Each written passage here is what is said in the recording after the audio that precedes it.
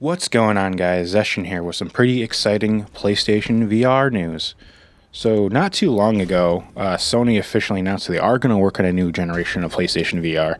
And that was just exciting on its own, because I was actually worried if they would continue or not, because the fact that PS5 didn't seem like it wanted to be compatible with PS4. You had to get that adapter, which they did give you for free. I actually have the adapter. I don't have the PS5, but I have the adapter. And then not only that, but like PS5 versions of games wouldn't have VR modes. Like I think Hitman 3 on PS4, it had VR modes. On PS5, it did not. And you could play the PS4 version on your PS5 with the VR modes. But I don't know, I just thought that was weird, saying how you could use the PS4 for VR with the PS5. But yeah, not too long ago, Sony announced that they are going to work on a new generation of PSVR. And that's exciting because I do feel like the original one could use a lot of improvements. And it'd kind of be a shame if they gave up so quickly. But they have even more PSVR news today. They are showing off at least some prototypes of the new generation of PSVR controllers.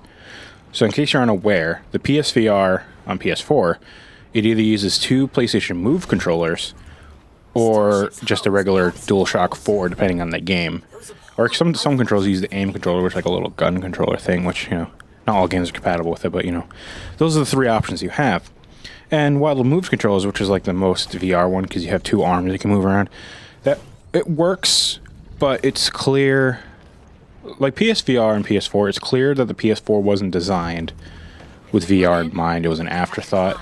Not that that sounds like a negative, but it's not really. It's just like VR became more of a thing during the PS4 generation than it was like now. So it seems like Sony went into the PS5 with VR in mind and wanted to design a headset and a controller scheme that makes more sense versus just kind of like, oh, well, we're going to make VR, oh, we need some controllers. Oh, we have these Move controllers, why don't we just use those? And it's like, yeah, and again, they work, but they're not the best. So these new ones, it's going to have adaptive triggers, haptic feedback, finger touch detection, and more. It says this headline. This is from the PlayStation blog, so this is like the most official source you can get. The design, like I'll show images and stuff, it reminds me of like some of the more Oculus or what's the other one? The Vibe. It reminds me of more of those controller schemes where, they kind of look like they go around your hand. It has two joysticks, which just looks nice. That's kind of something I wish they could do because you can't really move like because the Move controllers don't have a joystick at all.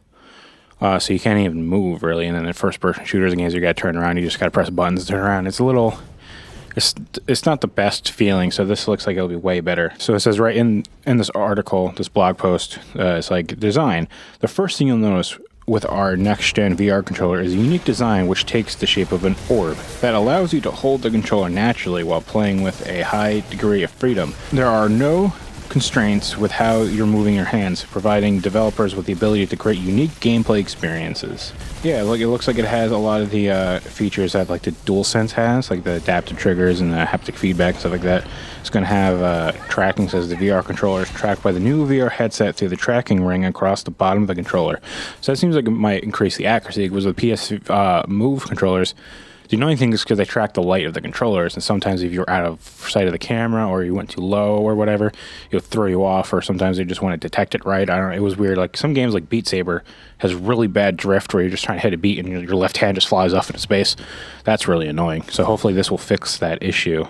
The left controller contains the analog stick, the triangle, square buttons, a grip button, L1 trigger button, L2 create button. The right controller contains one analog stick, the cross and circle buttons, a grip button, R1 trigger button, R2, and options button. The grip button can also be used to pick up in-game objects, as one example. So yeah, it seems like they wanted to design a controller that was meant for VR, not for PlayStation Move games on PS3.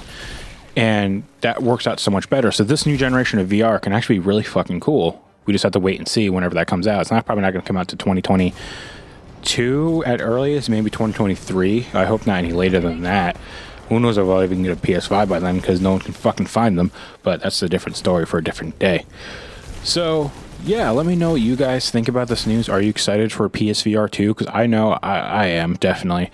And hopefully we'll see it in action soon. Hopefully they'll have some sort of like state of play event where they show off some new exclusive PS5 VR games. But until then, this news is exciting, and I'm looking forward to it. So thank you guys for watching. Please like, share, comment, and subscribe, and I'll see you guys next time. Detecting an